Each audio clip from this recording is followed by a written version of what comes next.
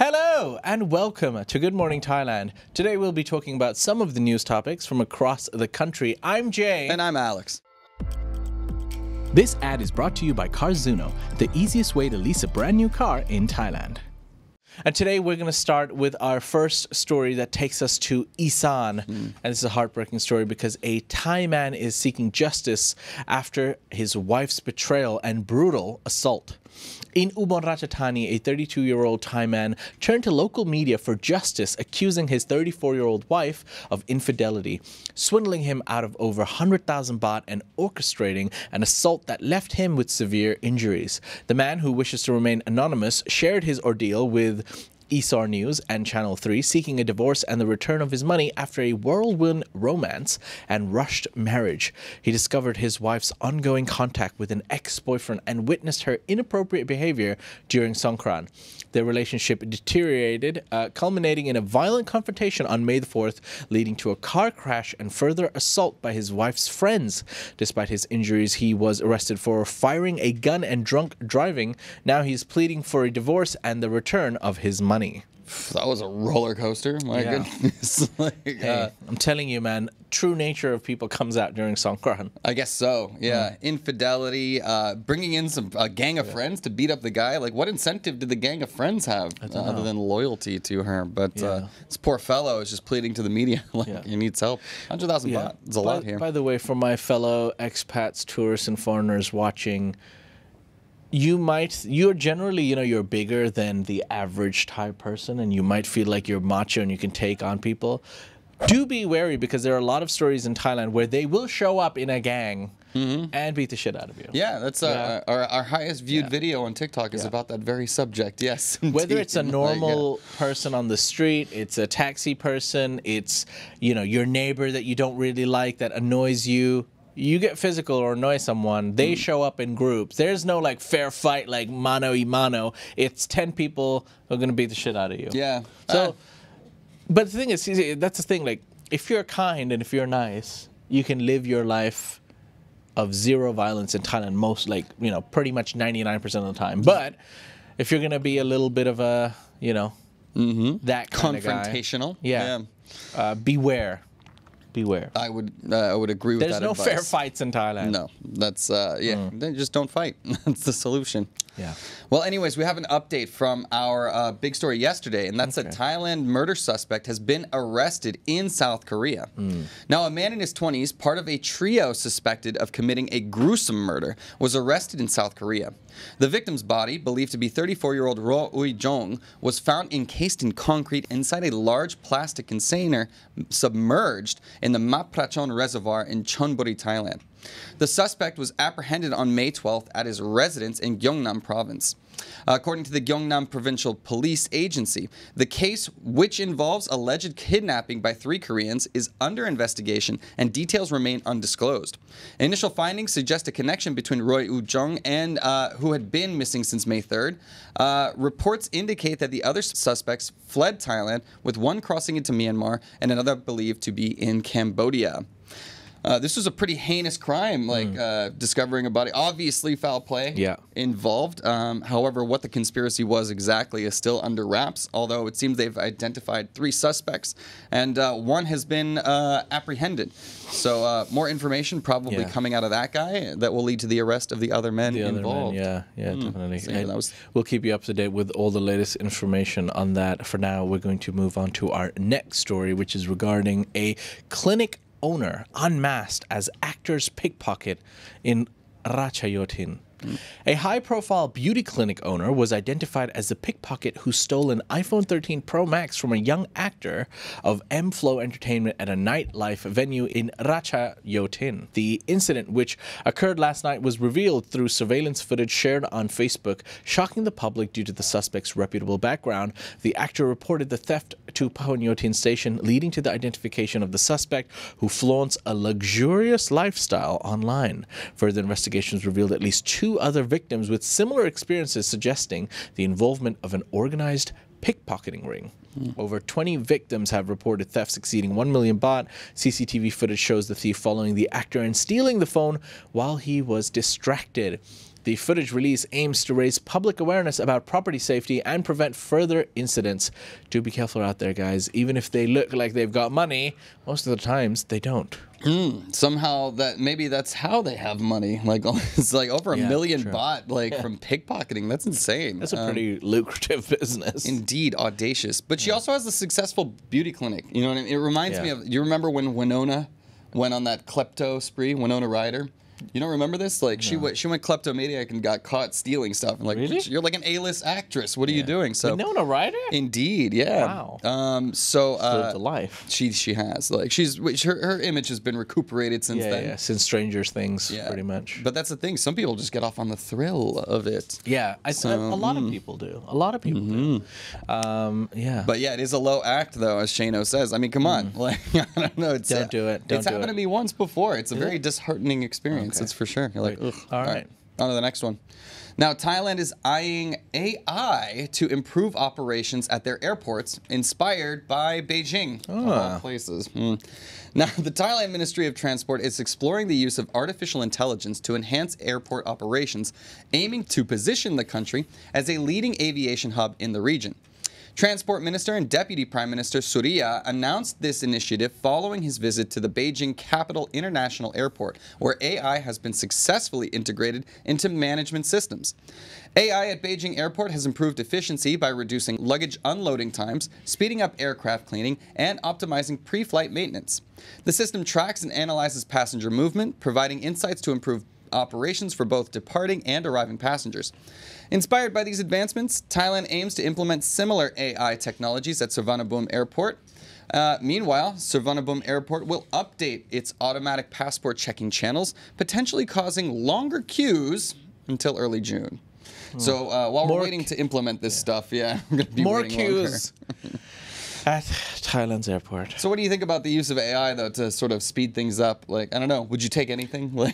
Sure, man. Yeah, definitely. Because as long as it's safe, yeah, sure, why not? If nobody likes standing in line at the airport, literally nobody, and if someone does, then they've got some real issues. That's a weird kink. I'm not into that. But I love how they're learning surveillance from Beijing. Yeah, I know. That's the only part that scares me is learning lessons from. Gotta learn from the best. I guess so. Right. Yeah, they know how to watch us. That's for sure.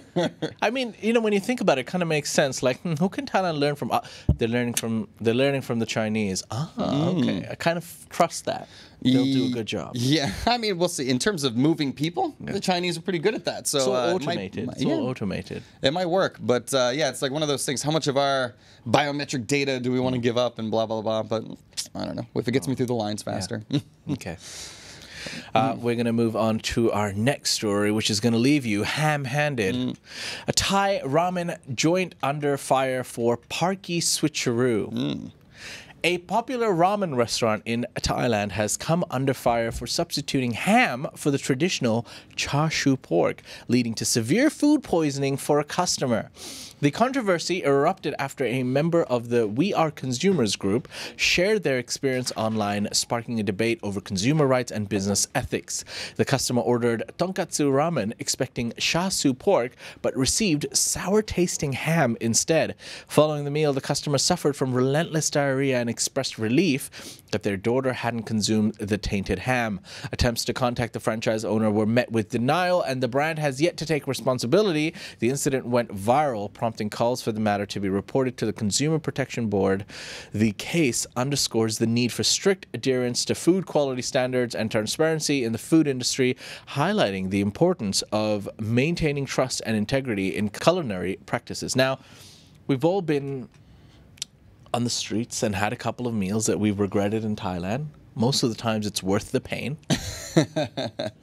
Allegedly. But this looks like a franchise restaurant. Yeah. I mean, there's supposed to be some standards set in place, like...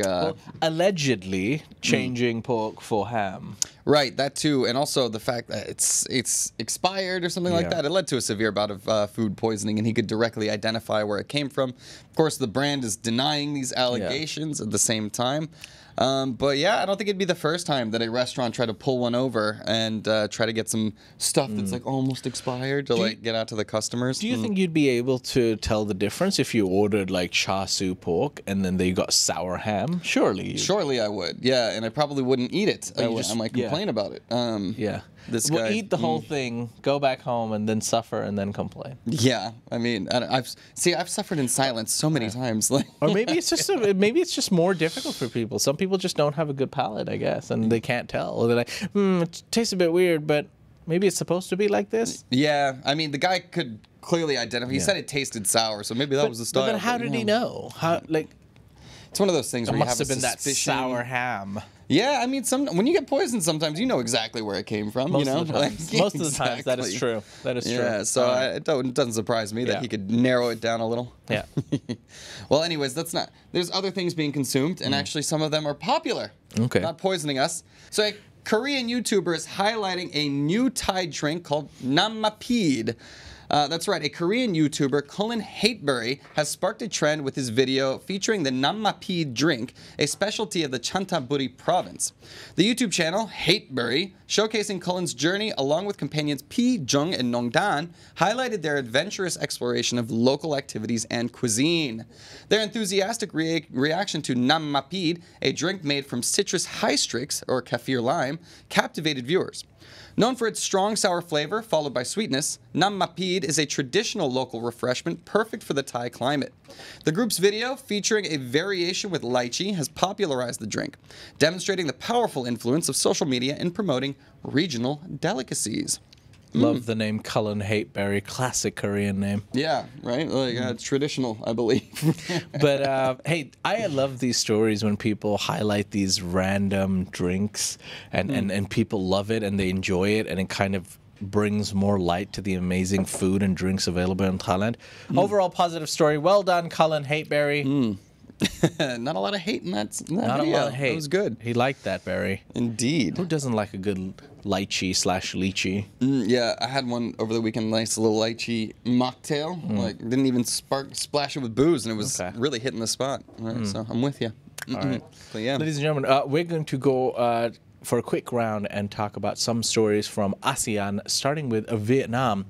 Steam banned in Vietnam over alleged regulatory evasion. Steam, the popular digital distribution platform, has been banned in Vietnam, reportedly due to Valve's business practices. According to a local publisher spokesperson, Valve is able to release games in Vietnam without government approval, unlike domestic game makers who must comply with regulatory processes. This situation has been described as unfair to local publishers, with the spokesperson urging authorities to intervene to prevent the demise of domestic game development.